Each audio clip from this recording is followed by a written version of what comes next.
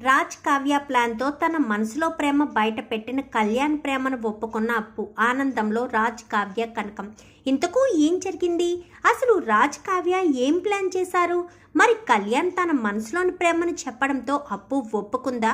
మరి వాళ్ళిద్దరి పెళ్లికి కనకాన్ని ఎలా ఒప్పించారు? ఇదంతా కూడా వీడియోలో చూసి తెలుసుకునేద్దాం. బ్రహ్మముడి అప్కమింగ్ ఎపిసోడ్స్లో ఏం జరగబోతుందో ముందుగా తెలుసుకోవాలి అనుకుంటే వీడియోని లైక్ చేయండి, ఈ ఛానల్ని సబ్స్క్రైబ్ చేసుకోండి, పక్కనే ఉన్న బెల్ సింబల్లో ఆల్ పై క్లిక్ చేయండి. ఇలా చేయడం వల్ల అందరికంటే ముందుగా చూడవచ్చు. మొత్తం మీద చూసుకున్నట్లయితే ఇంకా కావ్య రాజు ఇంటికి వచ్చేసిన తర్వాత ఇంకా వాళ్ళిద్దరి మధ్య జరిగిందంతా కూడా ఇంకా కావ్య చెప్పేసరికి ఇటు అపర్ణ ఇటు ఇందిరాదేవి ఇద్దరు కూడా రాజుని తిడతాడు. ఇంకా నువ్వు బాధపడుతున్నావా అమ్మ అంటూ ఇందిరాదేవి కావ్య దగ్గరికి వెళ్ళేసరికి మీ మనవడి గురించి నాకు తెలియదా అమ్మమ్మ గారు?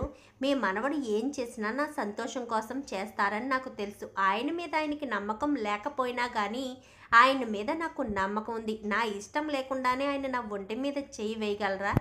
రాత్రి జరిగిన దాని గురించి నేను చాలా హ్యాపీగా ఫీల్ అవుతున్నాను. ఇది నాకు ఒక అనుభూతి అని చెప్పి ఇంకా కావ్య చెప్పేసరికి అమ్మ దొంగ పిల్ల నువ్వేదో ఫీల్ అవుతున్నావని అనుకున్నానంటూ ఇందిరాదేవి అయితే మాట్లాడుతూ ఉంటుంది. ఇంకా రాజు ఆఫీస్కి వెళ్దామని బయటకు వస్తూ ఉండగా కళ్యాణ్ తన మనసులోని ప్రేమను కవిత రూపంలో అప్పు కోసం రాసిన ఆ కాగితాన్ని బయటికి విసిరేయడంతో అది చూస్తాడు రాజు. ఏంటి కళ్యాణ్ ఏదో పాడేశాడని చూసేసరికి ఒక్కసారిగా షాక్ అవుతాడు. అప్పు మీద ఇంత ప్రేమ పెట్టుకున్నప్పుడు ఆ ప్రేమను గెలిపించుకోవాలి కదా అని ఆలోచించుకుంటూ ఆఫీస్కి వెళ్ళిపోతాడు. ఇంకా మరుసటి రోజు ఉదయాన్నే రెడీ అవుతూ ఉండగా ఇంకా అప్పుడే కనకం అయితే కావ్యకి ఫోన్ చేసి పెళ్లి చూపులని చెప్పనేసరికి ఏంటంట అని చెప్పాను కానీ మా చెల్లికి పెళ్లి చూపులు అంటండి అని చెప్పాను కానీ అవునా అవి జరగకూడదు అని చెప్పనేసరికి ఏంటండి మా చెల్లికి పెళ్లి జరగకూడదని అనుకుంటున్నారా అని చెప్పాను కానీ నేను అనుకునేది అది కాదు, అప్పు కళ్యాణ్ని కలపాలన్న ఉద్దేశంతో అంటున్నానని చెప్పాను కానీ అదేంటండి అప్పు కళ్యాణ్ది మంచి స్నేహమే కదా అని చెప్పాను కానీ నేను అలాగే అనుకున్నాను. ఒక్కసారి ఈ కవిత చూడు నీకే అర్థమవుతుందని రాజు అయితే ఆ కవితని తన చేతిలో పెట్టేసరికి మరి ఇప్పుడు ఏం చేద్దామండి అని చెప్పాను కానీ ఏదో రకంగా వాళ్ళిద్దరూ పెళ్ళి జరగాలి అంటే అప్పుకి జరుగుతున్న పెళ్లి చూపులు జరగకుండా ఆపాలి అని చెప్పి ఇంకా రాజ్ మాట్లాడేసరికి లోపు స్వప్న అయితే వస్తుంది. ఏంటి రాజ్ ఎవరి పెళ్ళి ఆపాలనుకుంటున్నావు?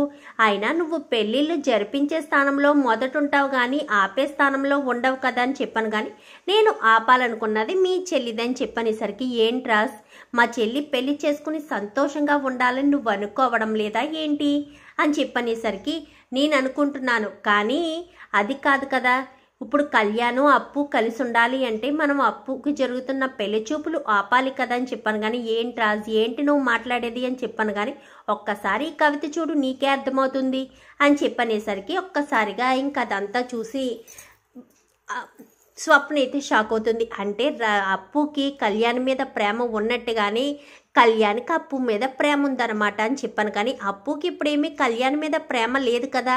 ఎప్పుడైతే కళ్యాణ్కి పెళ్ళయిందో అప్పు తన మనసును మార్చేసుకుంది కదా అని చెప్పాను కానీ పోనీలే ఒకప్పుడు పుట్టిన ప్రేమ మళ్ళీ పుట్టదా ఏంటి అని చెప్పాను కానీ మరి ఇప్పుడు ఏం చేద్దాం రాజ్ ఈ పెళ్లి చూపులు ఎలా చెడగొడదామని చెప్పనేసరికి పెళ్లి చేయాలంటే కష్టం కానీ పెళ్లి చెడగొట్టాలంటే కష్టమేం కాదు కదా, అది మనమే చేద్దాం.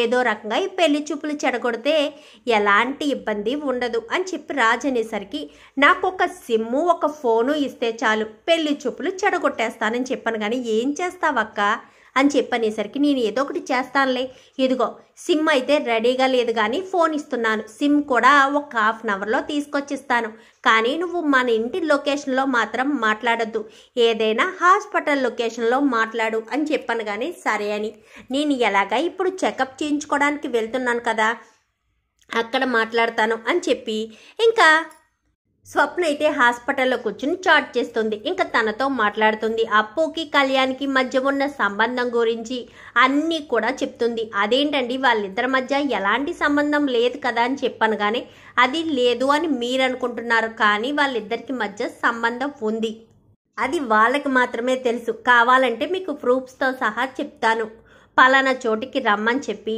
ఇంకా అక్కడికి వెళ్ళి మొత్తం వీడియోలు అన్నీ కూడా స్వప్న చూపిస్తుంది. ఏంటి మీరు ఇవన్నీ ఎందుకు చూపిస్తున్నారని చెప్పాను. కానీ మీ బాగు కోసమే. వాళ్ళిద్దరికి మధ్య సంబంధం ఉంది. రేపు మీతో పెళ్లి జరిగిన తర్వాత కూడా వాళ్ళిద్దరూ అలానే మాట్లాడుకుంటారేమో.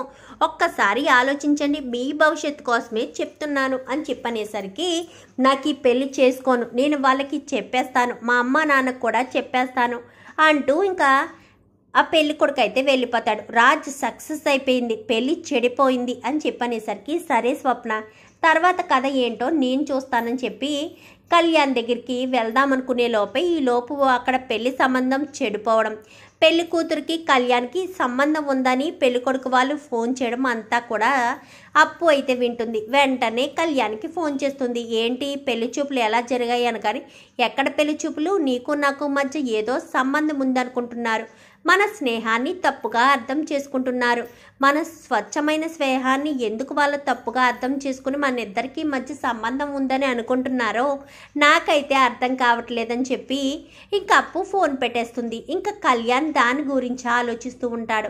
ఇంకప్పుడే రాజ్ అయితే వస్తాడు. ఏంటి కళ్యాణ్, దేని గురించి ఆలోచిస్తున్నావు అనగానే, అప్పు గురించి అన్నయ్య అని చెప్పనేసరికి, ఇప్పుడు అప్పుకేమైంది అని చెప్పనేసరికి, పెళ్లి సంబంధం వాళ్ళు చెడిపోయిందంట, నాకు అప్పుకి మధ్య సంబంధం ఉందని చెప్పి వాళ్ళు పెళ్లి చేసుకోమని చెప్పేశారంట అని చెప్పాను. కానీ అంత బాధపడేటప్పుడు నువ్వే అప్పుని పెళ్లి చేసుకోవచ్చు కదా అని చెప్పి రాజ్ అనేసరికి, నేను ఒప్పుకున్నా కానీ వాళ్ళు ఒప్పుకోరు కదా అన్నయ్య, పైగా అత్తయ్య గారు కూడా ఒప్పుకోరని చెప్పాను. కానీ వాళ్ళంతా ఒప్పుకుంటే నీకు ఇష్టమే కదా అప్పుని పెళ్లి చేసుకోవడం అని చెప్పనేసరికి, ఇష్టమే అన్నయ్య అంటూ ఇంకా కళ్యాణ్ చెప్పేసరికి, సరే వాళ్ళని ఒప్పించే బాధ్యత నాది, కానీ అప్పు మనసులో నువ్వు ఉన్నావో లేదో నీ మనసులోని మాటను అప్పుకి చెప్పే ప్రయత్నం చెయ్యి అని చెప్పాను. కానీ అప్పు ఒప్పుకుంటుందో లేదో అన్నయ్య, ఒకసారి తను నన్ను ఇష్టపడింది కానీ అప్పుడు నేను ఇష్టపడలేదు, ఇప్పుడు ఒప్పుకుంటుందో లేదో అని చెప్పనేసరికి, నేను ఉన్నాను కదా, నేను నీకు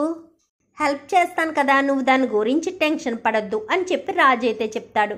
ఇంకా అప్పును కళ్యాణ్ ఇద్దరు కూడా ఒకచోట కలుసుకునేటట్టు, ఇద్దరు మనసులో మాటలు మాట్లాడుకునేటట్టు ఎప్పటికప్పుడు రాజ్ అయితే గైడెన్స్ ఇస్తూనే ఉంటాడు కళ్యాణ్ అయితే నేను ఒక మనిషిని ప్రేమించాను, ఆ మనిషి నన్ను ప్రేమించిందని భ్రమపడ్డాను, నమ్మించి మోసపోయి పెళ్లి చేసుకుని బాధపడ్డాను, ఇప్పుడు ఇంకొకరిని ప్రేమిస్తున్నాను అని చెప్పనేసరికి, ఎవరిని ప్రేమిస్తున్నావని చెప్పాను. కానీ నిన్నే అప్పు అని చెప్పనేసరికి, నన్ను ప్రేమించడం ఏంటి అని చెప్పాను. కానీ అవును, నేను నిన్నే ప్రేమిస్తున్నాను, ఇప్పుడు నాకు నువ్వేంటో నీ గురించి ఏంటో అన్ని విషయాలు పూర్తిగా అర్థమయ్యాయి, నా సంతోషం నీ దగ్గరే ఉందని నాకు అర్థమైందని చెప్పాను. కానీ మా అమ్మ ఒప్పుకోదని చెప్పనేసరికి, మీ అమ్మ నాన్న ఒప్పుకుంటే నీకు ఈ పెళ్ళి ఇష్టమే కదా అని చెప్పాను. కానీ నా వల్ల సఫర్ అయింది వాళ్ళకి ఇష్టమైతే నాకు ఎలాంటి అభ్యంతరం లేదు అంటూ ఇంకా అప్పు చెప్పేసరికి సరే అని ఇంకా కళ్యాణ్ అయితే తన మనసులోని మాటను చెప్తాడు. ఇంకా కావ్య రాజ్ ఇద్దరు కూడా కనకం దగ్గరికి వెళ్తారు. ఇంకా కనకాన్ని అయితే ఒప్పించేసరికి, మీ ఇంట్లో వాళ్ళు ఒప్పుకోవాలి కదా అల్లుడు గారు అని చెప్పాను. కానీ మిమ్మల్ని ఒప్పించిన వాళ్ళని ఒప్పించలేమా అంటూ ధాన్యలక్ష్మి దగ్గరికి వెళ్ళి, పిన్ని, నేను కళ్యాణ్ విషయంలో ఒక నిర్ణయం తీసుకున్నాను, అది నీకు నచ్చుతుందో లేదో అని చెప్పాను. కానీ నువ్వు కళ్యాణ్ గురించి ఆలోచిస్తే నాకు ఎందుకు నచ్చదు రాజ్, కళ్యాణ్ సంతోషంగా ఉండాలని నువ్వు కోరుకుంటావు కదా అని చెప్పాను. కానీ అందుకే పిన్ని, కళ్యాణ్కి అప్పుకి పెళ్లి చేయాలని నిర్ణయించుకున్నాను, ఎందుకంటే కళ్యాణ్ ఇప్పుడు సంతోషంగా ఉండాలి అంటే అప్పుతో ఉంటేనే సంతోషంగా ఉంటాడు, అప్పుయే తన మనసులో ఉంది, వాడిని బాధ పెట్టలేను, కావాలంటే కవిత చూడంటూ కవిత చేతిలో పెట్టేసరికి, కళ్యాణ్ ఎంత సంతోషంగా ఉంటే నాకు అంత సంతోషం కదా, వాడు ఎక్కడున్నా నాకు సంతోషమే, వాడి ఇష్టాలే నా ఇష్టాలు, ఒకసారి వాడిని తప్పుగా అర్థం చేసుకుని వాడిని చాలా బాధ పెట్టాను, ఇక మీదట వాడి ఇష్టాన్ని నేను వెనకాడను, నిన్ను కూడా తప్పు పట్టను, కావ్య నువ్వు కూడా వాడు సంతోషంగా ఉండాలని ఎంత ప్రయత్నించారో నాకు బాగా తెలుసు అంటూ ఇంకా ధాన్యలక్ష్మి చెప్పేసరికి ఇంట్లో వాళ్ళందరినీ కూడా ఒప్పిస్తారు.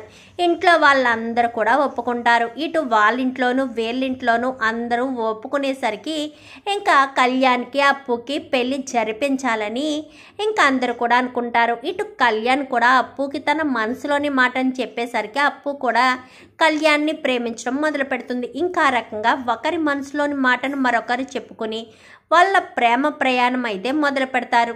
మరి అనామిక కానీ రుద్రాని కానీ ఏదైనా ప్లాన్లు చేస్తారా?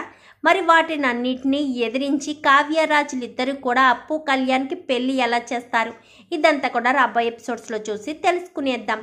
మా వీడియో కనుక మీకు నచ్చినట్లయితే వెంటనే లైక్ చేసి మా ఛానల్ని సబ్స్క్రైబ్ చేసుకుని పక్కనే ఉన్న బెల్ సింబల్లో ఆల్ పై క్లిక్ చేయండి. ఇలా చేయడం వల్ల అందరికంటే ముందుగా చూడవచ్చు.